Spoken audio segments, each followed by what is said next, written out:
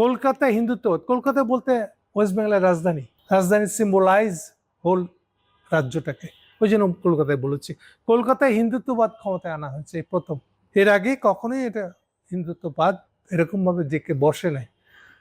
মানে যদি আমরা সফট হিন্দুত্ববাদ হিসেবে কংগ্রেসকে ধরি, তাহলে কংগ্রেস ক্ষমতা ছাড়ছে সেই ৭৭ সালে, মানে ৭৭ সালে প্রথম সিপিএম ক্ষমতায় আসা শুরু করছে, আসে বসতে লাগছে, পরের ইলেকশনটা লাগছে।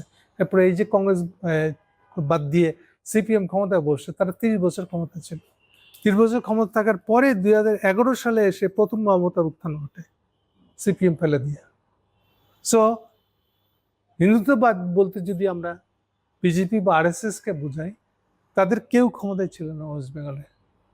যদিও বিজেপি আরএসএস এর যে প্রতিষ্ঠাতা, কি ওর নাম, হোয়াটএভার, যে কলকাতার ডাক্তারি পড়তো লোক, কিন্তু কানপুরের বা মুম্বাই পাশেই কানপুর ওখানকার লোক, কিন্তু কলকাতার চান্স পাইছে। আর ব্রিটিশ আমলের কলকাতা বুঝতেই পারে, তার মেডিকেলে পড়া মানে একটা সাংঘাতিক ব্যাপার।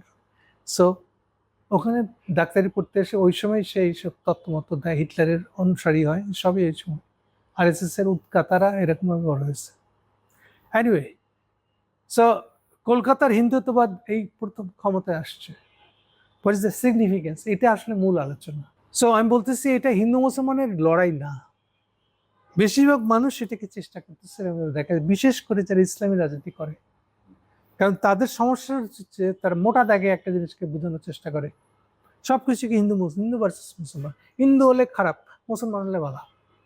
খুব সহজ একটা তত্ত্ব, থিওরি। এখন এটা দিয়ে রাজনীতি বোঝা যাবে না, এত সিম্পল না এটা। হিন্দুরা ভালো, হিন্দুরা খারাপ, মুসলমানরা ভালো, এই ভিত্তিতে রাজনীতি হবে না, এটা বোঝাই যাবে না কিচ্ছু। সেই জন্য বলে দিচ্ছি এটা হিন্দু মুসলমানের লড়াই না। যে 47-কে যেভাবে দেখানো হয় এটা হিন্দু মুসলমানের লড়াই, কে বুঝলোই না যে এখানে ধর্ম ভিত্তিতে প্রথম রাষ্ট্র বানানোর বুদ্ধি দলের নীতি, দলের রাজনীতি বলে দাবি করেছে প্রথম কংগ্রেসরা। কংগ্রেসের জন্ম 1885 সালে। 1885 সালে প্রথম রাজনৈতিক দল হচ্ছে কংগ্রেস। ইন্ডিয়াতে এর আগে কখনো রাজনৈতিক দল নাই। রাজনৈতিক দল কি আমরা জানি না তখন, তারপরেও যে জানছি তাও না। তবু 1885 সালে যে প্রথম রাজনৈতিক দল, সেটার নামই হলো জাতীয় কংগ্রেস। এটি কংগ্রেস, নেহরুদের কংগ্রেস, নেহরু গান্ধীদের কংগ্রেস। এটাই, এই কংগ্রেস পার্টিটাই কিন্তু প্রথম ধর্মীয় রাজনৈতিক দল, কারণ সে হিন্দু ধর্ম ভিত্তিতে একটা ইন্ডিয়া করবে স্বাধীন হলে পরে। ব্রিটিশরা চলে গেলে যে ইন্ডিয়াটা তাদের কল্পনায় স্বপ্নে আছে, সেটা হলো একটা হিন্দুদের ডোমিনেন্সি রাষ্ট্র, একটা হিন্দু রাষ্ট্র তারা করবে, যেহেতু হিন্দুদের সংখ্যাগরিষ্ঠ। এসব নানান আর্গুমেন্ট তাদের ছিল, সেগুলো নিয়ে অনেকবার আগে বলেছে, এখন নতুন করে বলতে যাচ্ছে না। এরই দেখেন পাক্কা 20 বছর পরে 1906 সালে মুসলিম লীগ তৈরি হচ্ছে, অথচ দায়ী করা হচ্ছে মুসলিম লীগকে যে তোমরা দমনের ভিত্তিতে দল বানাইছো। আচ্ছা, অরিজিনাল তো এরা, অরিজিনালি যে এরা, তার প্রমাণ আর একটা প্রমাণ হলো যে আপনার কে ছিল, বঙ্কিমের পজিশন কি ছিল। বঙ্কিম, অরবিন্দ ঘোষ, এদের প্রত্যেকের পজিশন হলো হিন্দু ধর্মভিত্তিক হতে হয়। বিবেকানন্দ, ইভেন বিবেকানন্দ অরিজিনালি রামকৃষ্ণের শিষ্য। রামকৃষ্ণের প্রথম লোক, প্রথম একটা হিন্দু পাওয়া যাচ্ছে, থিওলজিক্যাল লিডার।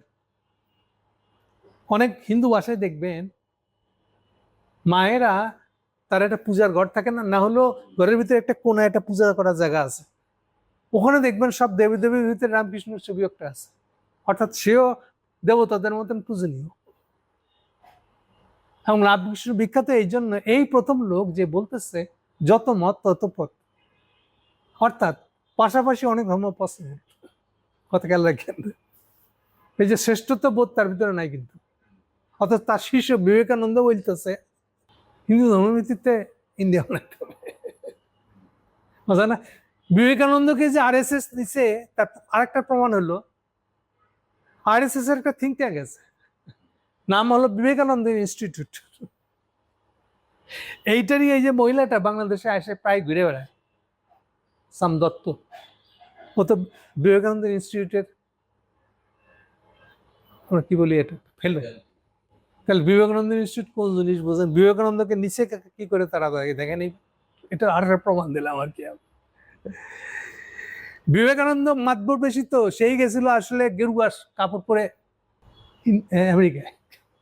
সে আমাদের একটা কথা পরিষ্কার করে জেনে রাখেন, বাংলাদেশে কোথাও কোনো সাধু সন্ত বাউল এরা কেউ গেরুয়া কাপড় পরে না। আমরা তো গেরুয়া শুনে আসছি, গেরুয়া তো আরএসএস এর পোশাক।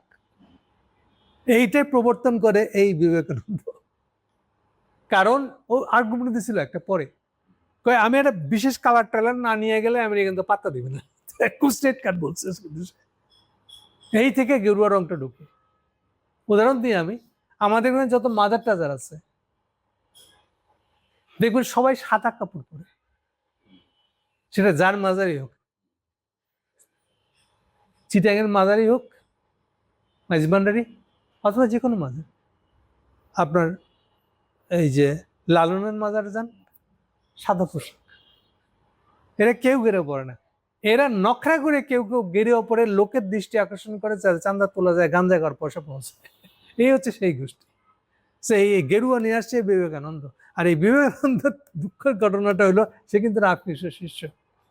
এই রামকৃষ্ণের কথা থেকেই রামকৃষ্ণ মিশন, প্রত্যেক বাংলাদেশের প্রত্যেকটা ডিস্ট্রিক্ট একটা করে রামকৃষ্ণ মিশন অফিস। এনিওয়ে, আর বেশি দূরে গেলাম না, এটা কোন দিকে যাচ্ছে এটা বোঝানোর জন্য আপনাদেরকে দায়ী করে দিল তারা যে এটা হিন্দু মুসলমানের লড়াই, এইভাবে বুঝতেছে তারা। জিনিসটা তা ছিল না, এখনো না। তাহলে এটা কোথায় যাবে? ইন্ডিয়ার রাষ্ট্র ভেঙে পড়ার প্রথম পদক্ষেপ এটা। কেন এটা থেকে ইন্ডিয়া ভেঙে যাবে? কেন ভেঙে যাবে? এই জন্য এর আর্গুমেন্টের পক্ষে আর্গুমেন্টটা দিচ্ছি আমি। এই যে আপনি SIR করলেন, SIR এর মানে হলো খুব স্পেশালি, অ্যাব্রিভিয়েশনটা বাংলা হয়, মানে এত ষাট সংক্ষেপ করে লিখছেন, special intensive revision. Special intensive, intensive মানে হলো গভীর মনোযোগ দিয়া, খুঁটায় খুঁটায় দেখা, এটা বুঝাতে। খুঁটায় খুঁটায় দেখা বলতে যা বোঝায় ওটা হচ্ছে ইন্টেন্সিভ। আর রিভিশন, রিভিশন মানে হলো একবার পড়া হয়েছে, পড়ার পরে যদি ভুলে গেছি কিনা চেক করি। আমরা রিভিশন দিই না? পরীক্ষার হলে যাওয়ার একটা রিভিশন দেয় না? রিভিশন মানে পুনর্পাঠ, এটা হচ্ছে রিভিশন। এখন কি দাঁড়ালো? যে ভোটের তালিকাটা আর একবার খুঁটায় দেখবো, কি দেখবো তা কিন্তু বলতেছে না।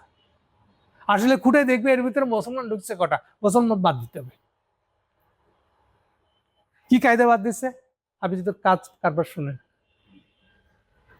এআই এআই দিয়ে। আচ্ছা, কলকাতায় টোটাল ভোটার হলো 6.5 কোটি মতন, 6.5 বা 8 কোটি। খেয়াল রাখেন, যেখানে বাংলাদেশের ভোটার হলো 12 কোটি, 18 কোটি জনসংখ্যার মধ্যে, সেখানে ইন্ডিয়ায় 6.5 কোটি হলো ভোটার।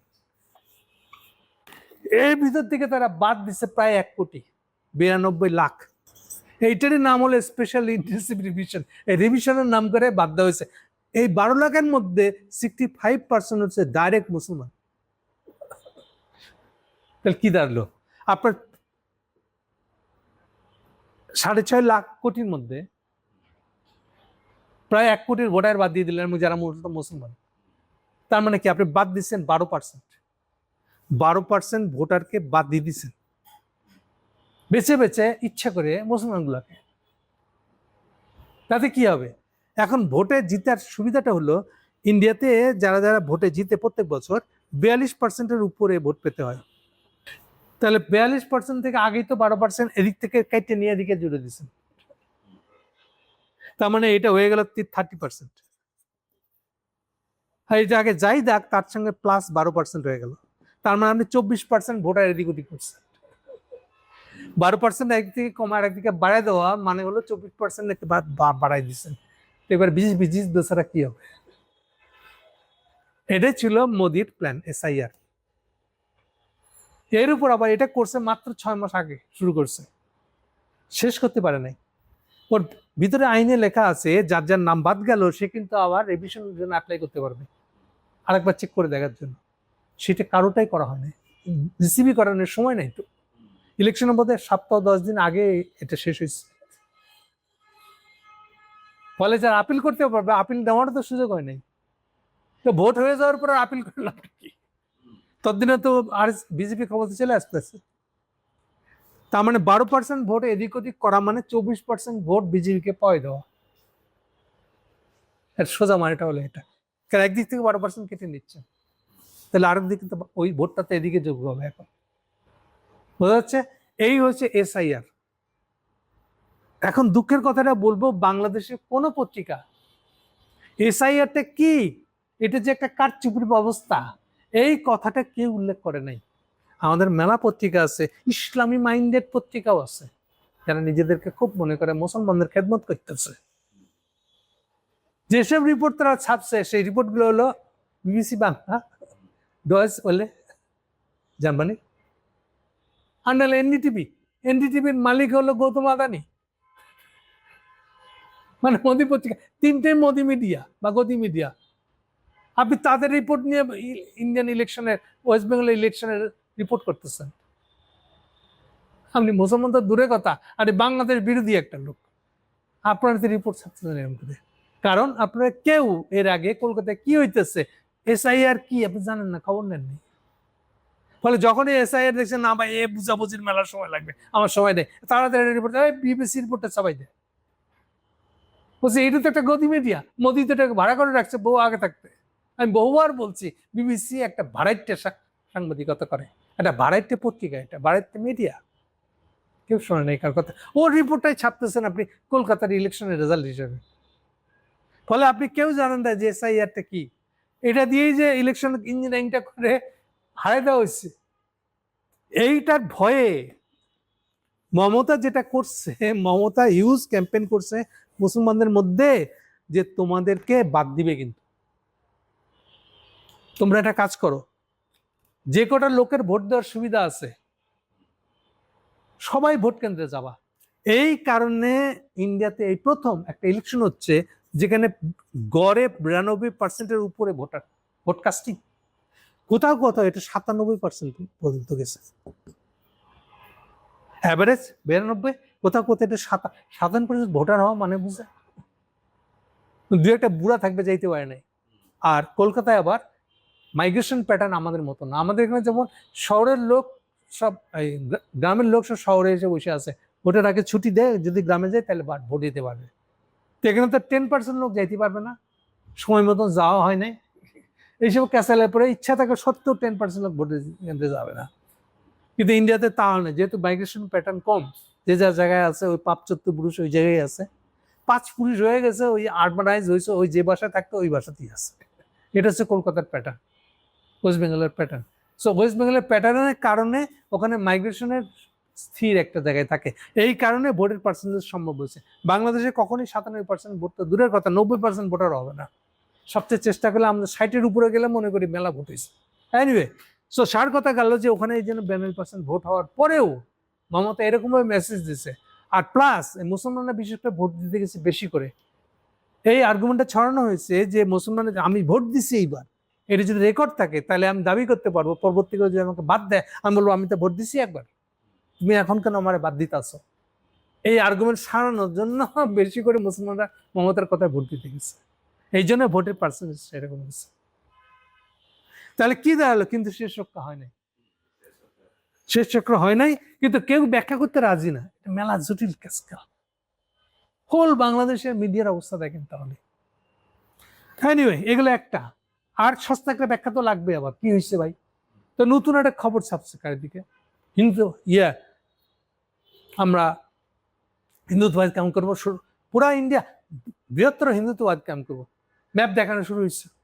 আচ্ছা ভাই, RSS বিজেপি যে হিন্দুত্ববাদ কেমন করবে, বৃহত্তর ইন্ডিয়া বানাইতেছে, এটা কি নতুন আজকের কথা না। এই ইলেকশনকে কেন্দ্র করে আজকে প্রথম বলতেছে না, তো বলেই আসতেছে। তো সবাই ওই ব্যাখ্যাটার দিকে দেখছো, এই তো দেখেন আবার এই হিন্দু ভার্সেস মুসলমান দিয়ে দেখার চেষ্টা, জিনিসটাকে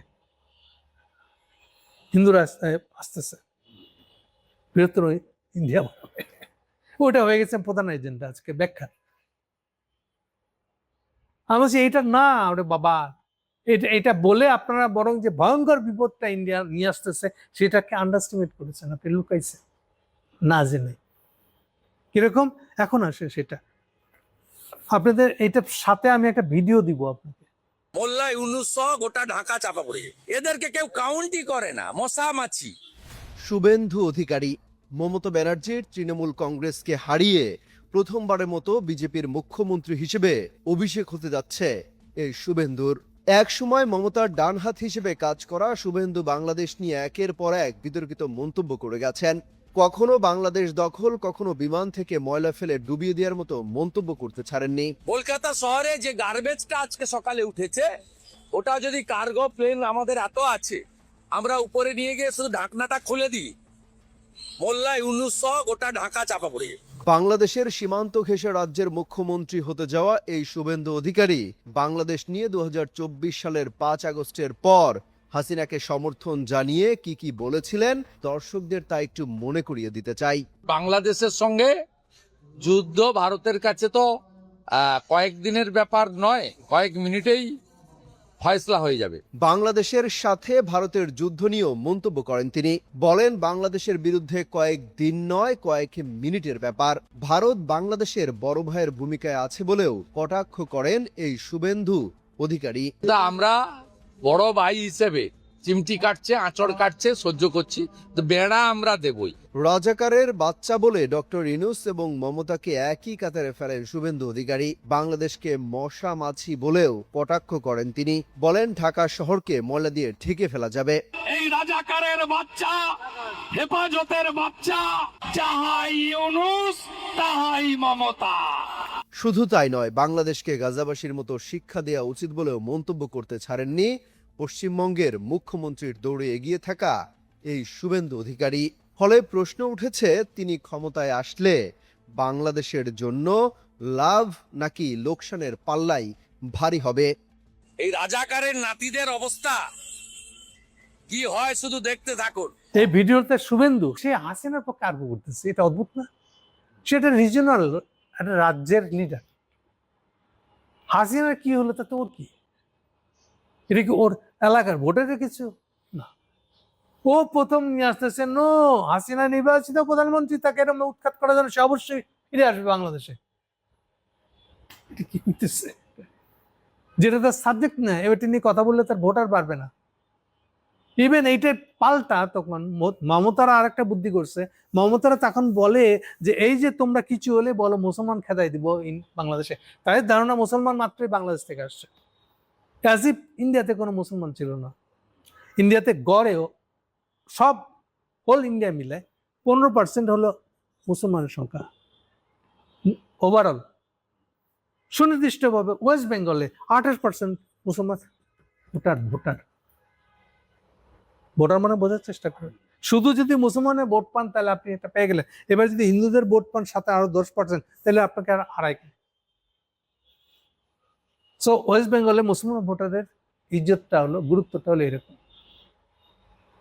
যেখানে হোল ইন্ডিয়াতে ভোটার হলো, মুসলমান ভোটার হলো 15% কমপক্ষে। সেখানে আপনি বললেই হবে নাকি যে মুসলমান সব ছাপা করে দেব? সেটা বললেই হবে না। তাহলে কি লাগবে? একটা ব্যাপক হারে আপনাকে দাঙ্গা, 47 বা তার আগেও এরকম দাঙ্গা হয়নি, এরকম একটা দাঙ্গা করতে হবে। অদ্ভুত তারা যাবে না, বাট প্রায় এটা নিয়ে উস্কানি দিবে এবং এই ভাগটা করবে হিন্দু মুসলমান মিশিতে, হিন্দুরা শ্রেষ্ঠ, ফলে হিন্দুদেরকে ভরসা করবে, এই কথা বলে বিজেপির পক্ষে সমস্ত হিন্দুদের আনবে, যেন হিন্দু ভোটাররা বিজেপি ছাড়া আর কেউ ভোট না দেয়। এই তো হচ্ছে তার টার্গেট।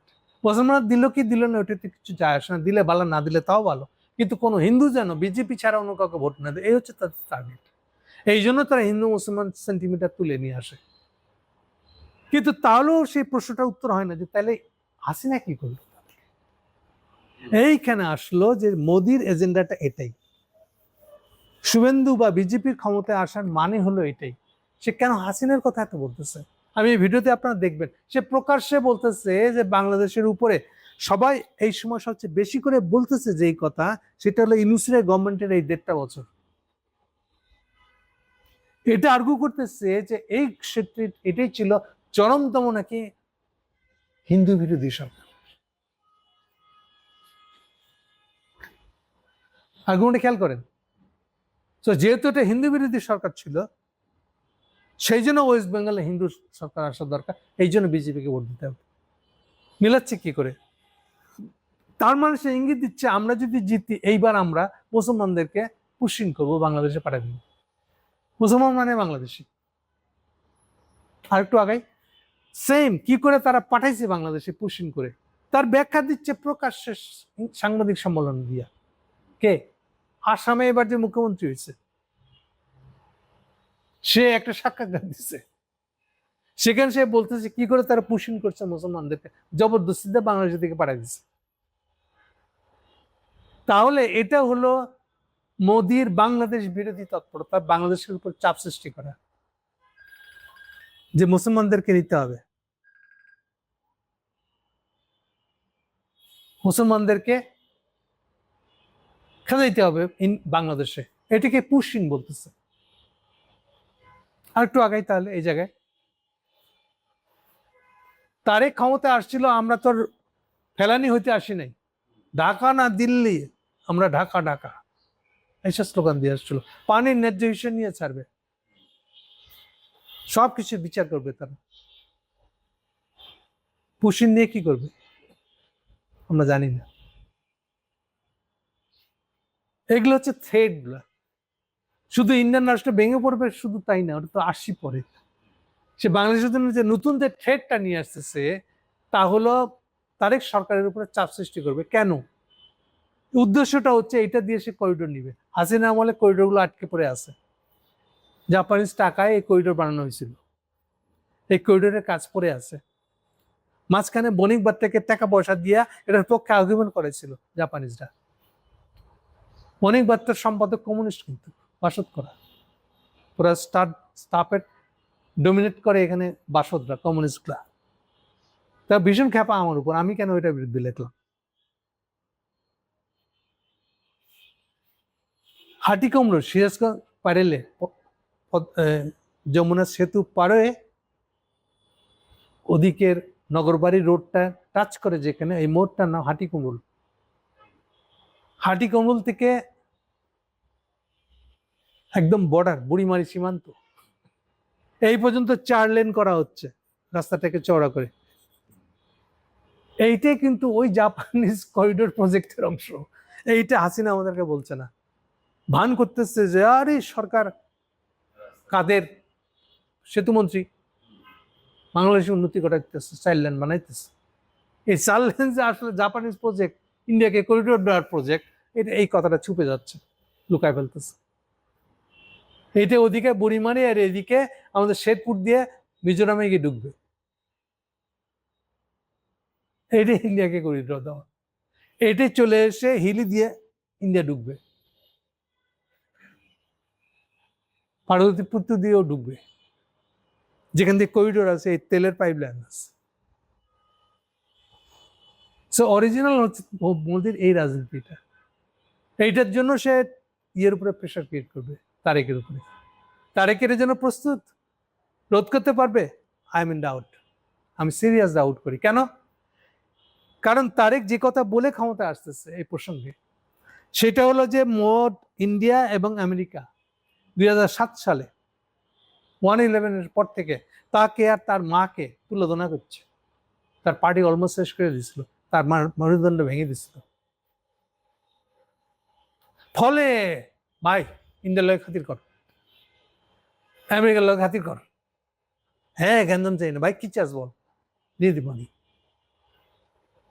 তাহলে অলরেডি তারেক ক্ষমতা আসছে এই কথা বলে। ইন্ডিয়াকে কি দিবে না দিবে সে ঠিক করবে, এমনটা ভান করতেছে। আচ্ছা তলে হাত দিয়ে দেখেন, এই যে নারী সিট, নারী আসন, তা 2টা অলরেডি মোদিকে দিয়ে দিচ্ছে। এই যে ঠাকুর সুবর্ণা, ইন্ডিয়ায় যে ঠাকুর রাজনীতি, মতুয়া রাজনীতি, মতুয়া রাজনীতিতে ঝগড়া চলে মোদির সাথে মমতার। কারণ সবার আগে মমতারা মতুয়ারা অরিজিনালি গোপালগঞ্জের, এখান থেকে তারা ইন্ডিয়া চলে গেছিল 47-এর আগে হরিচাঁদ ঠাকুর, যদিও সে অনেক আগে মারা গেছে 1878 সালে। এটা হলো আসলে হিন্দুদের সবচেয়ে নিম্ন শ্রেণীর একটা হিন্দু, যারা তার এগেন্সটে রিভোল্ট করে এই হরিচাঁদ ঠাকুরের নেতৃত্বে জড় হয়েছিল। এখন হরিচাঁদের ছেলের ছেলে, নাতি, যে তারা নাতি বা নাতিরও ছেলের একটা অবস্থা।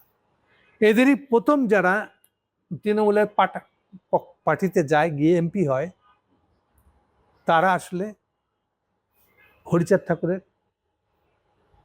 বংশধররা। এখন এটার একটা ভাগ নিতে ওদের বংশের আরেকজন বোধহয় মেয়ে, তাকে নিয়ে গেছে ইয়েরা, বিজেপিরা। ফলে মতুয়ারা দুই ভাগে ভাগ হয়ে আছে। তো এই সুবর্ণা ঠাকুর ওই ঠাকুরদেরই একটা বংশ। তাহলে সুবর্ণা ঠাকুরকে এসে যখন এমপি বানিয়ে দিল, মানে এটা কি? তারেক কেন রাজি হচ্ছে? এটা দিয়ে প্রমাণ হয় যে মোদির সঙ্গে তার সম্পর্কটা কেমন। এইখানে তার অ্যাটিচিউডটা হলো যে এ ইন্ডিয়াকে খুশি রাখতে ক্ষমতা থাকতে হবে। মুখে কিন্তু বলতেছে না না না না, আমরা ফেলানির মতো ঝুলতে আসি না, আমরা পানিরও ভাগ নেব, গল্প মারতেছে। ফলে এই তারেক পুশিন ঠেকাবে নাকি আরেকটা ভস্কা মারবে? আরেকটা করিডোর ঠেকাতে পারবে? কেমন বিশ্বাস করি? অলরেডি আরেকটা ক্যাম্পেইন হচ্ছে। তারেক নাকি বলেছে যে টেকনাফ থেকে তেঁতুলিয়া করিডোর দিয়ে দেবো। কোথাও বলে না এই করিডোরটা কাকে দিবে? ইন্ডিয়াকে বলে নাই। অলরেডি কমিউনিস্ট এটা নিয়ে প্রপাগান্ডা শুরু করেছে এবং এতে নাকি বাংলাদেশে অনেক লাভ হবে, সে বলা শুরু করছে কলকাতাতে জিতবার আগেই। তাহলে বাংলাদেশের বিপদ কোথায় কোথায় বোঝা যাচ্ছে। আরেকটা বিপদ, ইন্ডিয়া ভেঙে যাবে কেন? নেহরু বানাইছিল যে ইন্ডিয়া, সেটা হলো সকল সেন্ট্রালাইজ ইন্ডিয়া। আমি বলেছি ইন্ডিয়া এটা দ্বিতীয়বার ভাঙার একটা ব্যবস্থা করলো ক্ষমতাসীন সরকার। প্রথম ভাঙার ব্যবস্থা করেছিল খোদ ইন্দিরা গান্ধী নিজে 1975-এ। কি করে অনেকেই জানে না এটা। হাইকোর্ট 72 সালের ইলেকশনে ভোট কারচুপি করে ইন্দিরা গান্ধী জিতছে তার সেন্টারে, উত্তরপ্রদেশে। এই অভিযোগে অভিযুক্ত করে তাকে পদত্যাগ করতে আর সাজা করতে বলেছিল, আর সাজা দিয়েছিল হাইকোর্টের রায়। ইন্দিরা গান্ধীর প্রধানমন্ত্রী কিন্তু তখন। ইন্দিরা গান্ধী সে রায় না মেনে উল্টা জরুরি আইন জারি করে সেই সাজা সে আজও খাটে নাই। পরে কোর্টই নিজের রায় নিজে হজম করে নিয়েছিল সুপ্রিম কোর্টকে দিয়া। এটাই 75 সালের ঘটনা। এবং এই প্রথম পলিটিশিয়ানরা যে জবরদস্তিতে কোর্টের উপরে ওভাররুল করে বাই ফোর্স, ফলে রাষ্ট্র ভেঙে যাবে। তো আসলে তাই হয়েছিল। এটা হলো প্রথম ধাক্কা, যার কারণে এখনো বিশেষ করে এই মোদির আমলে যেটা আরো স্পষ্ট হচ্ছে, কোর্ট পলিটিক্যালি এরকম ক্ষমতাসীন সরকারের কোনো ডিসপিউটেবল বিষয় থাকলে পাশ কাটায় চলে। ওই ঘটনা রায় হবে অন্তত 10 বছর 12 বছর পরে। ততদিনে এই সরকার নাই আর, বা সরকারের সে প্রভাব, সে ইস্যুটাই নেই, মারা গেছে। এই যে এত কথা বলছে এসআইআর এর কথা, এসআইআর এর কাণ্ডের গুরু হলো এখন তাদের যে ইলেকশন কমিশনার, তার চিফ যে সাম জ্ঞানেশ, সে এই কাণ্ডটার নেতা। এটা কি নতুন? না, আগে কি হয়েছিল? এর আগে ইন্ডিয়ায় ইলেকশন কমিশনার হলো 3 সদস্য বিশিষ্ট, আমাদের মতন 8 সদস্য বিশিষ্ট না, 3 সদস্য। মোদি যবে থেকে ক্ষমতা আসে তেন থেকে এই গ্যাঞ্জামটা লাগছে, বিশেষ করে 19 সাল তার বড়। এর তৃতীয় যে মেম্বারটা ছিল সে প্রচন্ড এটার কেরা, মোদিকে এগুলো করতে দিতে রাজি না। টেনশন, তার বিরুদ্ধে মামলা, তার বউ চাকরি করতো কোনো একটা ব্যাংকে, তার বোন নামে মামলা দেওয়া। তাকে এগুলো হলো সহজ পদ্ধতি, হলো যে সে আয়কর দিয়েছে কিনা এগুলো নিয়ে কাগজপত্র বের করে ওকে হেস্তনেস্ত করা, সেগুলো করছিল। ফাইনালটা বলে দিয়ে এত গল্প না বলে, ফাইনালি সেই ব্যাটা তাকে ছেড়ে দিচ্ছে ইলেকশন কমিশন থেকে। এরপরে প্রত্যেক দেশের এডিবিতে একটা প্রতিনিধি থাকে। এডিবির প্রতিনিধি হয়ে এসে চলে গেছে ম্যানিলাতে, মানে ইলেকশন কমিশনের চাকরি ছেড়ে দিতে হয়েছে তাকে। বিদেশি বিদেশি নিয়োগ টাকা পয়সা পাবে অনেক, এই লোভে তাকে ওইদিকে পাঠিয়ে দেওয়া হয়েছে। এটা হচ্ছে পিছনের হিস্ট্রিটা বললাম। ফলে এটাই প্রথম ইলেকশন কমিশন কেনা হচ্ছে তা না। তাহলে এই যে যখন সরকার, যখন ইলেকশন কমিশন, আদালত এগুলোর উপর যখন ইন্টারভিন করে, এটা সোজা মানে হলো রাষ্ট্রটা ভাঙবে এখন। তাহলে এটা হচ্ছে সেকেন্ড কাণ্ড ঘটবে, এসআই এর পরিণতি হবে এখন এটা। এছাড়াও এই যে সেন্ট্রালাইজ স্টেট বানাইছিল, ফলে সব রাজ্যের উপরে একটা খালি যদি কথা বলি, এই যে সব রাজ্য করে একটা করে রাজ্যপাল আছে। হোয়াট ইজ রাজ্যপাল? রাজ্যপাল মানে হলো মোদির প্রতিনিধি। মমতার সাথে সবসময় ঝগড়া লাগে রাজ্যপাল, কারণ রাজ্যপালটা মোদির প্রতিনিধি। এভাবে না ওভাবে এনে তর্ক লেগেই রয়েছে সারা বছর। তাই সব রাজ্যে একটা করে মোদির প্রতিনিধি দিয়ে কেন্দ্রের খবরদারি, কেন্দ্রের খবরদারি বনাম মুখ্যমন্ত্রী, এই দিয়ে সংঘাত বানায় রাখছে কেন? এবং রাজ্যপাল ওখানে সুপ্রিম, কারণ রাজ্যপাল প্রধানমন্ত্রীর প্রতিনিধি। ইন্ডিয়াতে এক রাজ্য থেকে আরেক রাজ্যে যদি মালামাল নিয়ে যান, একটা টুথপেস্ট নিয়ে যান যদি, তাহলে ট্রাককে মেন গেটে ওখানে ট্যাক্স দিতে হয়। ওরা বলে এখন নতুন নামকরণ করছে জিএসটি। এটা সব রাজ্যে আরেক রাজ্যের উপর ট্যাক্স ধরবে। মজার কথাটা হলো ট্যাক্স কালেক্ট করার ক্ষমতা হলো মোদির। এরপরে সে ডিস্ট্রিবিউট করবে, কাকে কতটা দেবে এটা মোদি ঠিক করবে। এটা কেমন কথা? আচ্ছা, এটা কি ইজিলি ডিস্ট্রিবিউশনের লটা কি হবে সেটা ঠিক করে দেওয়া যায় না। এটা পুরাটা প্রধানমন্ত্রী হুইম। হুইম মানে খেয়াল, হুইম, WHIM, হুইম মানে খেয়াল। প্রধানমন্ত্রী খেয়ালের উপরে রেখে দেওয়া হয়েছে কেন? এটি তো so called centralise state Nehru. তাহলে এই যে হুইমের উপরে রেখে দেওয়া হয়েছে, ফলে এই সেন্ট্রালাইজ স্টেট তো প্রতি মুহূর্তে রাজ্যগুলোর ঝগড়ার ঠেলায়, স্বার্থের ঝগড়ার ভিতরে কনফ্লিক্ট লাগবে। জিএসটি ট্যাক্স কে কত ভাগ পাবে তা নিয়ে ঝগড়া লাগবে। সো ইন্ডিয়ার রাষ্ট্রের গাঠনিটাই তো জন্ম থেকে ত্রুটিপূর্ণ। তাহলে এটা এখন হবে, এই যে দক্ষিণ ভারত কেন অ্যান্টি হিন্দি ভাষী হয়ে 64 সাল থেকে হিন্দি বিরোধী, এবং সেই থেকে আজ পর্যন্ত তামিলনাড়ুতে কখনো সর্বভারতীয় দল মানে মোদির দল বা বিজেপি বা কংগ্রেস কখনো 64 সালের পর থেকে রাজ্য সরকার আসতে পারেনি ক্ষমতায়। যারা ক্ষমতায় আছে এদেরই নাম হলো ডিএমকে, দ্রাবিড় মুনাত্রা কাজাগাম। দ্রাবিড় কারা? এই যে আপনারা যাদেরকে আর্য বলে জানেন, উত্তরপ্রদেশের নেতা, আরএসএস দাবি করে আর্যরা হলো অরিজিনাল হিন্দু। ফ্যাক্টস হচ্ছে এরা ইউরোপ থেকে আসছে, এরা হিটলারের বংশধর। ওইদিকে যাচ্ছি না আমি এখন। সো ওরা হলো আর্য, তার অপোজিট হলো দ্রাবিড়রা। এই যে যারা আপনারা ক্রিকেটার দ্রাবিড় দেখেন না, দ্রাবিড় দেখলেই বুঝবেন এই হলো তামিল। ওরা নিজেদেরকে উল্টা বলে। এখানে যদি মানে বাংলায় যে লোকটা অসুর হয়, অপোজিট আর কি, ভিলেন, দেবতাদের অপোজিট হলো ভিলেন, ওখানে অসুর হচ্ছে দেবতা। এটা থেকে বুঝতে পারেন কিছুটা। সো অরিজিনালি দ্রাবিড় ভার্সেস আর্যদের ঝগড়াটা কোথায়? 47-এর পরে সবচেয়ে বড় ব্রাহ্মণ্য বিরোধী মুভমেন্ট হয় তামিলনাড়ুতে। আপনি শুনলে আপনাকে, এই তামিলনাড়ুর যে মুভমেন্টটা হয়েছিল এটাই পরবর্তীকালে ডিএমকে হচ্ছে 64 সালে। আর এই ডিএমকে ভেঙে আরেকটা অংশ বিদ্রোহী আর কি, যারা আন্না ডিএমকে হচ্ছে। আন্না মানে হলো বড় ভাই তামিল ভাষায়। সো এই দুইটা পার্টি ঘুরে ফিরে তামিলনাড়ুর ক্ষমতায় ছিল। নো হিন্দিওয়ালা পার্টি, হিন্দিওয়ালা পার্টিরা এবার এদের সাথে আঘাত করতো কখনো কখনো। এইবার নতুন একটা পার্টি এসছে, থালাপাতি বিজয়, যে সিনেমা অভিনয় করে, একটা নতুন পার্টি বানাইছে, এইবার ক্ষমতায় চলে আসছে রাজ্য সরকারে।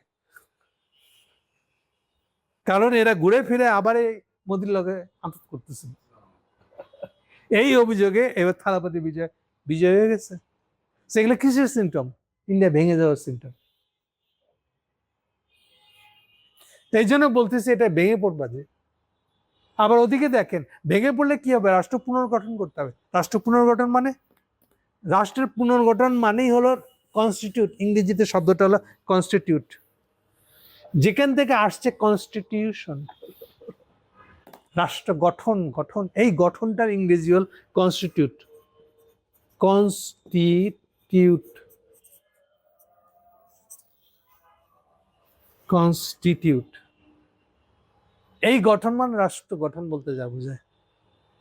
প্রতিটা নাগরিককে নিয়ে, তার মতামত নিয়ে আপনি একটা রাষ্ট্র করবেন, এটাকে বলে কনস্টিটিউট। সেই জন্য এখান থেকে আসছে কনস্টিটিউশন, এখান থেকে আসছে কনস্টিটিউয়েন্সি, যেটাকে বাংলা আমরা বলি আসন। আপনি কোন আসন থেকে দাঁড়াইছেন? এই আসনের ইংরেজি হলো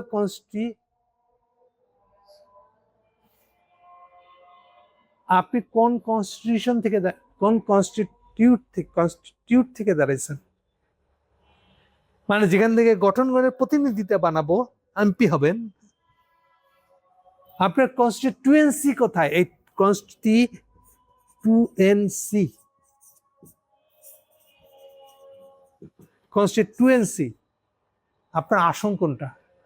দেখেন সবকিছু এই গঠন থেকে আসছে, কনস্টিটিউট থেকে আসছে।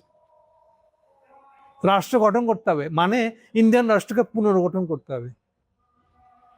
রাষ্ট্র ভাঙা খুব সহজ, পুনর্গঠন সবচেয়ে কঠিন। হাসিনাকে খেদাই দিয়ে আমরা অলমোস্ট রাষ্ট্র ভেঙে ফেলাইছিলাম, কিন্তু বোকা গাদা এই এনসিপিদের জন্য এটার আমরা কনস্টিটিউশন মানে রিকনস্টিটিউট। আসলে রাষ্ট্র তো আগেও একটা কিছু থাকে, পাকিস্তানও একটা রাষ্ট্র ছিল, ওটাকে ভাঙিয়া রিকনস্টিটিউট করে নিয়েছিলাম আমরা 72 কনস্টিটিউশন দিয়ে। তাহলে এখনো আরেকবার রাষ্ট্র ভেঙে গেছে, কিন্তু রিকনস্টিটিউট করে নিতে পারলাম না। এইটাই তর্ক হচ্ছে, সংস্কার হবে কি হবে না। 72 কনস্টিটিউশন ঠিক আছে, এগুলো সালাউদ্দিন বিশেষজ্ঞ। এবার বুঝেন কনস্টিটিউট কথাটা কত ইম্পর্টেন্ট। সো ইন্ডিয়া রিকনস্টিটিউট করতে পারবে রাষ্ট্রকে, তার যোগ্য কোনো পড়াশোনা, কোনো আলোচনা, কোনো একাডেমিক ডিসকাশন ইউনিভার্সিটি গুলাতে নাই এখনো। আকাশ থেকে আসবে ধারণাগুলা? আপনি মানুষকে তৈরি করতে হবে না, কেন এটার দরকার বুঝতে হবে না? তো কেন এটার দরকার বললে তো মোদির ক্ষমতা থাকবে না। এখনো যদি এটা নিয়ে আলোচনা শুরু করি, ফলে মোদি এটা সিল দিয়ে রেখে দিছে। এই যে এত বড় বড় কমিউনিস্ট বিশেষজ্ঞগুলো আছে, তাদের জওয়াহরলাল নেহরু ইউনিভার্সিটি আছে দিল্লিতে, কোথাও কোনো আলাপ নাই, কোনো একাডেমিশিয়ানের মধ্যে এটা আলাপ নাই যে এইখানে আসবে ফেডারেল রাষ্ট্র। ফেডারেল, এইটারই জবাব হলো ফেডারেল রাষ্ট্র। আমেরিকার মধ্যে ফেডারেল রাষ্ট্র বানাইতে হবে। এটা শুধু রিপাবলিক না, ফেডারেল রিপাবলিক হতে হবে। এই ফেডারেল মানেই হলো আমেরিকার 50টা রাজ্য, রাজ্যগুলো স্বায়ত্তশাসিত, কিন্তু এই স্বায়ত্তশাসিত রাজ্যগুলো আবার স্বেচ্ছায় একটা ইউএসএ বানাইছে। United states of America. USA কথাটা ওই জন্য, ইউনাইটেড কথাটা ওই জন্য। সো ব্যাকরণগতভাবে বলে এটাকে ফেডারেল রাষ্ট্র। কেন? ওই যে আলাদা আলাদা রাজ্যগুলা কিন্তু স্বায়ত্তশাসিত। দেখেন এবার স্বেচ্ছায় পররাষ্ট্র প্রতিরক্ষা বিষয়টা দেখাশোনা করার জন্য, সেন্ট্রালাইজড একটা ইকোনমি দাঁড় করানোর জন্য সেন্ট্রাল গভর্নমেন্ট লাগবে। এই হচ্ছে ফেডারেল রাষ্ট্র। তাহলে এই চিন্তাটা তো ইন্ডিয়া আলোচনায় হয়নি, তো কোত্থেকে রিকনস্টিটিউট করবে? এই জন্য বলতেছে ভেঙে পড়ার প্রথম পদক্ষেপ এটা। এক তো নিজে ভাঙবে, আর আমাদেরকে যে কষ্টটা দিয়ে যাবে, তাহলে ওখান থেকে যে পুশিং করে মুসলমান বাড়তে জড়ো লাগাই দিতেছে। খারাপ কথা বলে রাখি একটা, এই যে তারা খুব আরামে আছে, তাহলে তারাই মুসলমানদেরকে ভাগাই দিবে, বাংলাদেশ পুশ করবে। এটা যদি এক পর্যায়ে বাংলাদেশ থেকে হিন্দুদের বাগানো শুরু করে, তখন কি হবে? What is the guarantee? আপনি যদি এরকম ভাবে কন্টিনিউয়াস করতে থাকেন, বাংলাদেশের মানুষের প্রতিক্রিয়া কি হবে? কে কন্ট্রোল করবে তাকে? তাহলে এই প্রবলেম রয়েছে আপনার, কারো হুঁশ নাই। তাহলে যে দেখলে মনে হচ্ছে যে খুব আরামে তো আপনি হিন্দুত্ববাদ কায়েম করে দিচ্ছেন, বিজেপির সরকার গঠন করে আলিচ্ছে না, অসুবিধা কি? একটা এসআই এর উপর SRR করে ইলেকশন কমিশন ম্যানেজ করে দিচ্ছেন, খুব ইজি মনে হচ্ছে এটা। তলায় হাতে দেখেন কি বিপদে করছেন আপনি। এখন তারেককে এই চাপ সামলাতে পারবে মোদির? কি করে করবে আমরা জানি না, গল্প মেরে বসে আছে। এগুলো হচ্ছে বিপদের দিকগুলো। আমাদের মিডিয়া ঘুমাইতেছে। আচ্ছা, এককালে একটু আগাই দিই কিছু ধারণা দেওয়ার জন্য। শান্তনু, শান্তনু নামে, এটা ছদ্মনাম মনে হচ্ছে আমার। ইন্ডিয়াতে একটা পত্রিকা আছে ওয়াইড নামে, WYRE, আমার দৃষ্টিতে একমাত্র। আরো আছে, ক্যারাভান নামের একটা পত্রিকা আছে, খুবই গরিব, তারা পয়সা দিয়ে চলে মানুষের পয়সা দিয়ে। এই পত্রিকাগুলো তবু চেষ্টা করছে মোদী বিরোধিতা করতে, রিয়েলি একটা ইন্ডিয়ান রাজনীতি, ইন্ডিয়ান রাষ্ট্রের কথা চিন্তা করে কিছু করতে। এই ওয়াইড পত্রিকায় শান্তনু নামে এক লোক এই SIR কি কি জায়গায় ক্ষতি করছে, ভুল, এটা নিয়ে একটা ডিটেল রিপোর্ট করেছে।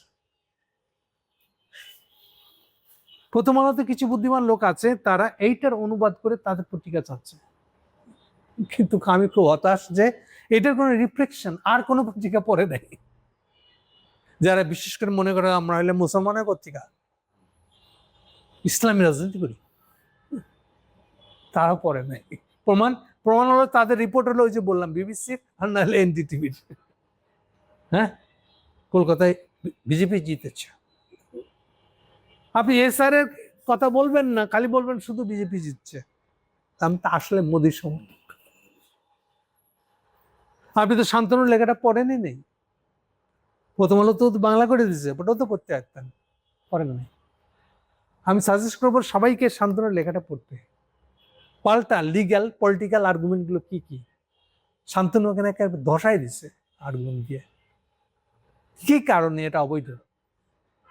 আর এই যে বললাম যে আপনার এটাকে কি করে আপনি বলেছেন যে আপিল করতে পারবেন, আপিল নিষ্পত্তি হওয়ার আগে তার নাম কেটে দিয়েছেন কেন আপনি ভোটার থেকে? এমন হয়েছে মেয়ে ভোটার আছে, বাবা মায়ের ভোটার নেই। আচ্ছা, বাবা মাই যদি ভোটার না থাকে তাহলে মেয়ে কেন ভোটার হয়? এটা তো বাবা মা থেকেই তো আসে, বাবা মা ওখানে আছে মানে সে তো ইন্ডিয়ান নাগরিক, তাহলে মেয়ের ইন্ডিয়ান নাগরিক হওয়াটাই স্বাভাবিক। উল্টা হয়েছে, দু চারটে হিন্দু মানুষ বাদ পড়ে গেছে। আচ্ছা, এই শান্তনু টাইপের ঠাকুরদের ওগুলোকেও বাদ দেওয়া হয়েছে। আর আরেকটা AI দিয়ে একটা মজার কাণ্ড করছে, এই মুসলমান তোর নাম নাই, তোর নাম বুয়া কেন? ওর নাম হলো আব্দুল হক। এখন AI দিয়ে আব্দুল লিখতে আর নাই, আব্দুলের বানান কি হবে? এখন মুসলমানের নাম এক একজন একভাবে লিখবে, এটাই স্বাভাবিক, কারণ অরিজিনাল শব্দটা তো আরবিক, ইভেন আরবিক উচ্চারণও ডিফারেন্ট হয়। এই ডিফারেন্ট হওয়ার জন্য নামের বানান আলাদা হয়ে গেল। আব্দুলকে তারা তখন করে রাখছে ফুল স্টপ। সো AI বের করছে ওর নাম হলো ফুল স্টপ হক। হ্যাঁ, তাহলে তো ওর আব্দুল হক নাম বলতেছে না, এটা তো গরমিল আছে। এই যেহেতু গরমিল আছে, ডিভিশন করছি না, চেক করে দেখছি, সুতরাং এই ভোটার না বাদ, এইভাবে বাদ দেওয়া হয়েছে মুসলমান ভোটারদের। সবচেয়ে বেশি মুসলমান বাদ দেওয়ার পিছনে এটাই কারণ।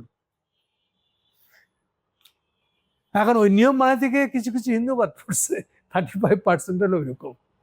আর এই যে অদ্ভুত বাদ দিচ্ছে, মেয়ের নাম আছে বাবা মায়ের নাম নাই, কেমন কথা হইলো?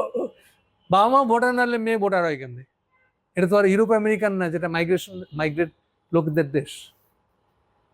আমেরিকার বাসিন্দাদের দেশ তো আমেরিকা না, অরিজিনাল বাসিন্দা রেড ইন্ডিয়ানরা, মানে যাদেরকে আমেরিকানদের নাম দিচ্ছে রেড ইন্ডিয়ান। অস্ট্রেলিয়া যেমন, অস্ট্রেলিয়ার বাসিন্দারা কেউ তারা ইউরোপ থেকে, বিশেষ করে ইংল্যান্ড থেকে গেছে, সবচেয়ে খারাপ লোকগুলো গেছে, জেলখানে যারা ছিল তাদেরকে ছেড়ে দিচ্ছে ওখানে গিয়ে বীরবেটটা করার জন্য। এই জন্য ল্যাঙ্গুয়েজ দেখবেন ওদের ইংলিশ আর কানাডার ইংলিশ আলাদা। অস্ট্রেলিয়ান ইংলিশ খুব দ্রুত বলে যায়, দ্রুত যে কি বললো। আমার যতগুলো কলিগ ছিল, আমি কখনো অস্ট্রেলিয়ান কলিগদের সাথে কথা বলে শান্তি পাই না, ওর ইংলিশ আমি বুঝি না, কথা আর্ধেক উচ্চারণ করে আর্ধেক বলে না। এনিওয়ে, তাহলে এই যে ফোনেটিক্যাল যে প্রবলেমগুলো, উচ্চারণের যে প্রবলেমগুলো আছে, তো সেটার কারণে আপনি আব্দুল হক দেখলে বাদ দিয়ে দিলেন তাকে, যে ভোটার। এইভাবে AI ইউজ করে করা হয়েছে এই কাজটা। এটা নিয়ে কোনো আদালতে যাওয়ার কোনো সুযোগই ছিল না, কারণ এটা শেষই হয়নি। তো এটা শেষ হচ্ছে এই ইলেকশনে 1-2 সপ্তাহ আগে, ফলে আপনার কিন্তু আপিল করার সুযোগ নেই। মানে আপিল হবে পরে, কিন্তু আগে তো ইলেকশন হয়ে যাচ্ছে। ইলেকশনে যে বিজেপি বা শুভেন্দুরা যে জিতে আসবে, এরপরে রাখবে এগুলা, এরপর তো শান দিয়ে বসে আছে কি করে এই যে হাসিনাকে ফেরত পাঠাবে। মানে এই যে হাসিনাকে ফেরত পাঠানোর কথাটা শুভেন্দুকে বলতে হবে কেন? আর্গুমেন্ট আছে, দেখেন, তাদের নাকি ডেইলি যে পরিমাণে কলকাতায় আবর্জনা হয়, সেগুলাকে একটা কার্গো শিপে তুললে যদি বাংলাদেশের উপর দিয়ে ছেড়ে দেওয়া, তো বাংলাদেশে ডুবে মরে যাবে। এরকম আর্গু করতেছে শুভেন্দু, বুঝলে? ভিডিও আপনাদেরকে দিব, দেখবেন। এনিওয়ে, তাহলে এই হচ্ছে জিনিসটা এখন যা হতে চাচ্ছে। তাহলে এটা কোথায় যাবে ফাইনালি? ইন্ডিয়া ভেঙে পড়ার দিকে যাবে। কিন্তু ইন্ডিয়া ভেঙে পড়া যাক আর না যাক, এর একটা ঝাপ আমাদের উপর আসবে। যা হয়, একটা দেশে পলিটিক্যাল আনরেস্ট থাকলে ও তো পাশের দেশে পালানোর চেষ্টা করবে, জান নিয়ে পালানোর জন্য। এটা এক দল আসবে। আরেক দল আসবে যাদেরকে পুশিং করে মুসলমানদেরকে পাঠিয়ে দেওয়া হবে বাংলাদেশে। কোনো ইন্ডিয়ারই এলাকা থাকবে যেখানে মুসলমানের সংখ্যা হিন্দু দু চারটে পালায় আসছে বাংলাদেশে, যেখান থেকে রিফিউজি কথাটা আসে। তো ইন্ডিয়াতে যদি একটা ব্যাপক আনরেস্ট হয়, তার রিফিউজি আসবে বাংলাদেশে। সো এই জন্য বহু আগে আমি একটা আর্গুমেন্ট দিয়েছিলাম, আমরা চাই বা না চাই, আপনি চাইলেও এই মোদির ইন্ডিয়াকে আপনি বর্ডারে নিয়ে পাশে রাখতে পারবেন না। ইমিডিয়েট আমাদেরকে এটার জন্য একটাই সলিউশন ছিল, নিজের বাঁচার জন্য। আমি বলেছিলাম ইন্ডিয়া বাংলাদেশের বর্ডারে 5 কিলোমিটার, এগুলো ইন্ডিয়ান বর্ডার, এটা বাংলাদেশি বর্ডার মনে করেন। আমরা বাংলাদেশ ইচ্ছে করে 5 কিলোমিটার মধ্যে আমরা কোনো বসতি রাখবো না। এইটা দেখার দায়িত্ব এই জায়গাতে বসবাস করতে পারবে বিডিআর। তাদের কাজ হবে বাংলাদেশের জনগোষ্ঠীকে ভিতরে রাখা। কারণ ওদের এই না পুশিনের ভিতরে আমরা ঢুকতে পারি, না ওদের যে উপচে পড়ে যে নাগরিক পালায় আসবে, এটার কোনো দায় আমার নেব কেন? এটা নিয়ে আমার ইন্টারনালি প্রবলেম তৈরি করবো কেন? আমাদের এখানে না হিন্দুদের উপর আক্রমণ হোক, আমরা পছন্দ করবো না মুসলমানরা এখন থেকে ফিরে আসতেছে, এটা আমরা দেখতে চাইবো। সো একটাই পথ হচ্ছে এখান থেকে নিজেকে ডিস্টেন্স তৈরি করা। এই জন্য এটা বলছিলাম। আজকে সকালে উঠে একটা রিপোর্ট দেখে বিরক্ত লাগে, মানে গা হাত পা জ্বলে উঠছে। এক বিরাট কুতুব কমিউনিস্ট, উনি আর্গু করতেছে করিডোরের, উনি পক্ষে বলেন বিপক্ষে বলেন বোঝা যাচ্ছে। সবচেয়ে ভয়ানক বিপজ্জনক যেটা, উনি বলতেছেন যে বাংলাদেশ নাকি ইন্ডিয়ার উপর ডিপেন্ডেন্ট, মানে কলকাতার উপরে ডিপেন্ডেন্ট, আমাদের ইকোনমি ডিপেন্ডেন্ট। বর্ডারে কত কি এক্সচেঞ্জ হাট বসে, সেগুলার পরিস্থিতি দিতেছে। আমি ওনাকে বলতে চাচ্ছি যেটা, এই যে পেঁয়াজ ডিপেন্ডেন্সি নিয়ে মনে করে দেখেন পেঁয়াজের পরিণতি কি হচ্ছে। আপনি দেখেন না কলকাতা উল্টা পেঁয়াজ নিয়ে গিয়ে ওই নদীতে ফালাই দিচ্ছে, বা ওই যেই ব্যক্তি বাংলাদেশের বিরোধী বক্তব্য দিচ্ছিল তার বাসার সামনে গিয়ে পেঁয়াজ ঢেলে দিয়েছে। ওই যে রিপাবলিক টিভির ওই যে কুতুবটা, তার বাসার সামনে গিয়ে পেঁয়াজ ঢেলে দিয়ে আসতে হচ্ছে, পচা পেঁয়াজ। আর ইউনূসের আমলে আমরা পেঁয়াজ নিয়েছি পাকিস্তান থেকে, নাহলে তুরস্ক থেকে, যেখান থেকে পাইছি নিয়ে আসছে। সেটা গ্লোবাল ইকোনমির দেশ, যুগ। সো গ্লোবাল ইকোনমি থেকে ঠিক স্বাভাবিক, যেখান থেকে পাবো সেখান থেকে নিয়ে আসবো। ও আর্গু করতেছে কলকাতার গুরুত্ব কতটা বোঝানোর জন্য। আমরা তো ডিপেন্ডেন্ট, বর্ডার মানে তাই, কি করবেন বুঝেন? এইটাই অগ্নিহোত্রীর চেলা এটা, এবং বেশিরভাগ অগ্নিহোত্রীর চেলারা কোথাও না কোথাও একটা মানি ট্র্যাপে করছে, এবং এই মেয়েদের সাথে সে ভিডিও রয়ের হাতে আছে, আর ওইটা দিয়ে তারা নিজেদেরকে বন্ধক রাখছে অগ্নিহোত্রীদের কাছে। এই জন্য অগ্নিহোত্রীদের কথা শুনে চলে, তারাই আর্গুমেন্ট দিচ্ছে সকালে। আমি দেখে কি বলবো, এগুলাকে এগুলা মানুষ আছেন বলে আমার মনে হয় নাই। ও নিজে তো ডুবছেই, বাংলাদেশকে ডুবানোর বুদ্ধি করতেছে। করিডোর খুব খারাপ, খারাপ মানে কি? ইন্ডিয়া করিডোর দা বালা, এটা বলতে যাচ্ছে করিডোর খারাপ মানে কি? করিডোর তো অবশ্যই ভালো, গ্লোবাল ইকোনমির দিক থেকে দেখলে করিডোর দিবেন, অসুবিধা কি? আমি দিব এবং আমি নিব, দুইটাই। আমি যদি চাইনিজদেরকে করিডোর দিতে হবে ইন্ডিয়াকে, ইন্ডিয়া করিডোর চাইতো, নো প্রবলেম, তাহলে রাস্তার খরচ, টোল যাবো, সবাই টোলের পয়সা দিবা, একদম ফেয়ার। এবং এই জায়গায় বাংলাদেশিরা বেশি সুবিধা হবে তোমাদের জন্য, সেম রেট হবে না। কেন? কারণ বাংলাদেশের ট্যাক্সের পয়সা দিয়া ওই ব্রিজের মধ্যে টাকা গেছে। সো বাংলাদেশের মানুষ তো যুগ যুগ ধরে বংশ পরম্পরায় ট্যাক্স দিয়ে যাচ্ছে, ওইটার জন্য তো রাষ্ট্রের আয়। ওই রাষ্ট্র তার আয় দিয়ে যেসব জায়গা জমি কিনছে বা জায়গা জমির দাম মাফ করে দিয়েছে ওই ব্রিজটা বানানোর সময় বা রাস্তাটা বানানোর সময়, ফলে ওইটার উপরে বাংলাদেশের মানুষের যুগ যুগ ধরে দেওয়ার ট্যাক্সের পয়সা আছে। ফলে অবশ্যই এই বাংলাদেশের মানুষ যখন টোল দিবে তার পয়সাটা কম হবে দেন আপনি যদি ফরেনার হন, এর একটা ফারাক থাকবে, তবে অসহনীয় টোল হবে না নিশ্চয়ই। আর আমরা যে বিদেশি লোন নিয়ে এই যে টোলটাকে বিনিয়োগ করে যে রাস্তাটা ঘাটটা করছি, সেই পয়সার শোধ আপনি দিবেন না? এটিকে বাংলাদেশের মানুষ নিজের গাড়ি নিয়ে এই ঋণের টাকা নিয়ে আর রাস্তা বানিয়ে দেবার আপনি মাংনা বসাই এই ইউজ করবেন, করিডোর ইউজ করবেন না? এটা হবে না। এটা হচ্ছে ফেয়ার কমার্শিয়াল বেসিসে একটা করিডোর দেওয়া, এবং সেম আপনাকে করিডোর দিয়েছে ইন্ডিয়া, এবং আপনাকে এইবার চাইনিজদেরকে করিডোর দিতে হবে, যাতে তারাও তিব্বত পাড়ায় আসাম হয়ে বাংলাদেশে ঢুকিয়া চিটাঙে আমরা যদি নয়া একটা ডিপসি পোর্ট বানাই, ওই পোর্ট ব্যবহার করবে। ওই পোর্টের লোভে তো চাইনিজরা আসবে। চাইনিজের এই কোনাটা, সাউথ ইস্ট কোনাটা, এই কোনার লোকেরা আমাদের পোর্ট ব্যবহার করতে আসবে। এটা তো সবাইকে করিডোর দেওয়া, তো এটা তো গ্লোবাল ইকোনমি, এটা বুঝেন। আর ইন্ডিয়ান দালাল নিয়ে এলে তো এরকমই হবে। এনিওয়ে, এগুলোই চলতেছে আসলে সব দিকে। সো বাংলাদেশের যারা এটা নিয়ে বুঝে বা না বুঝে আর্গু করতেছে, তাদের অবস্থা দেখেন কিরকম একটা অবস্থা। এই জন্য মোদিরা জিতে বারে বারে। আর আপনি ইসলামী রাজনীতির নামে যে কি করতেছেন নিজেও জানেন না। আচ্ছা, কোরআন শরীফ আপনার মুখস্থ রাখলে কি আপনি বাংলাদেশের রাজনীতিতে খুব চ্যাম্পিয়ন হবেন? কোরআন শরীফ মুখস্থ রাখার সাথে রাজনীতিটা কি সম্পর্ক?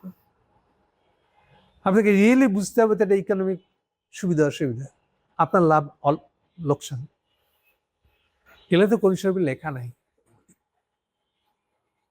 তাহলে আপনি এই কাজটা ফালাই থুয়ে আপনি একটা ইসলামী রাজনীতি বলে এমন কিছু একটা দাঁড় করাইতেছেন যার সাথে বাস্তবতার কোনো মিল নাই। ওই জন্য আলটিমেটলি এটা হিন্দু ভার্সেস মুসলমান হচ্ছে। এগুলো থেকে বেরোতে হবে। এই জন্য রিয়েল পরীক্ষার সময় দেখা যাচ্ছে যে কলকাতার ইলেকশনকে নিয়ে পত্রিকায়, আপনার পত্রিকা কিভাবে রিপোর্ট করবেন এটা আপনি জানেন না। আপনি আবার ঘুরে ফিরে সেই তো কলকাতার পত্রিকাটা, ইন্ডিয়ার পত্রিকাটারে কপি করতেছেন আপনি। মোদি মিডিয়ার রিপোর্টটা আপনি কপি করতেছেন, আর মুখে ভাব করতেছেন আমি বিরাট ইসলামিস্ট। এই রাফলি বললে তাহলে এই হচ্ছে অবস্থা। আমাদের ইমিডিয়েট ডেঞ্জার গুলা হলো বিজেপি জিতলে পরে এই আমি যেগুলো বললাম এগুলো হলো, আর স্লোলি এটাতে ইন্ডিয়া ভেঙে পড়ার দিকে যাবে, তারও একটা ঝাপটা আসবে আমাদের উপরে। আর এগুলো থেকে বেরিয়ে আসার, ইমিডিয়েট বেরিয়ে আসার একটাই পথ, এই যে আমরা চাইলেও তো ইন্ডিয়ার ডাক্তারদের সেবা নিতে পারলাম না, এখন কান্নাকাটি করে আমার হসপিটাল চলতে আসছে না, আমার পেঁয়াজ খাইতেছে না। এটাকে আমরা করছি, এটা গ্লোবাল ক্যাপিটালিজম মানেই তো তাই। ইন্ডিয়াতে উল্টা বলতেছে আমাদের পেঁয়াজ ছাড়া তো চলেই না। আচ্ছা দেখেন, আপনি হিন্দুত্ববাদে এটা হলো ভ্যানিটি, মিথ্যা গৌরব।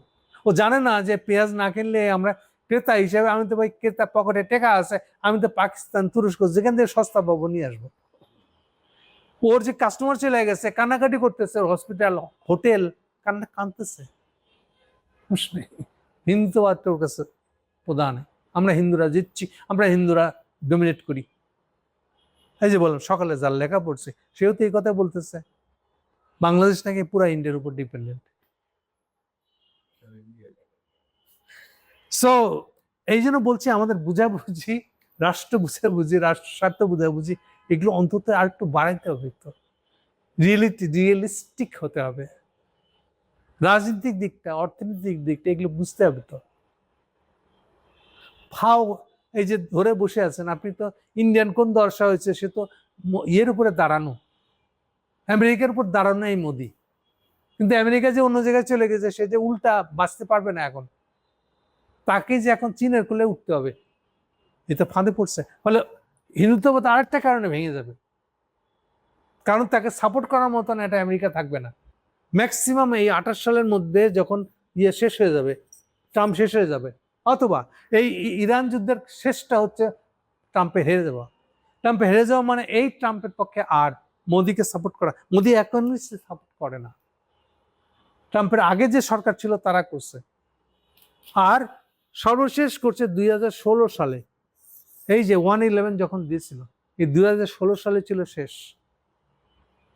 আর 2016 সালে ইন্ডিয়ানরা যে সুবিধাটা পাইছিল, মোদি যে সুবিধাটা পাইছিল, ওইটাকে নিয়ে মোজ ইয়ে করে আর মনে করে ভাবে যে এককালে তো পোলাও কর্মা খাইছিলাম, ওর স্বাদটা এখনো মনে আছে, ওটা কি আর ফিরে আসবে না? বাস্তবতা হচ্ছে সেটা ফিরে আসবে না। আমেরিকানরা এটা দেবে না আপনাকে। আমেরিকানরা উল্টা আপনার 7 সিস্টার ওই রাষ্ট্রগুলাকে কি করে খ্রিস্টান রাষ্ট্র কি ইহুদি রাষ্ট্র বানানো যায় সেই চক্রান্তের ভিতরে জড়ায় আছে। হ্যাঁ, এবং সেই কারণে মোদি অলরেডি রাশিয়ার সাথে চুক্তি করেছে, রাশিয়ান আর্মি ইন্ডিয়াতে বসে থাকবে কয়েক হাজার ট্রাম্পকে ঠেকানোর জন্য। সো এগুলা হলো ইন্ডিয়ান বিপদ। ও জানে না ও হিন্দুত্ববাদ করতেছে, মনে করতেছে কলকাতা দখল করতে পারলেই আমি বাংলাদেশকে হেভি বিপদে এলাইতে পারবো। ওর নিজের বিপদের কথা খেয়াল নেই তার। তো এখানে আমাদের পজিশন এগুলো থেকে দূরে থাকা, নিজেদেরকে সেফ শান্তিতে রাখা।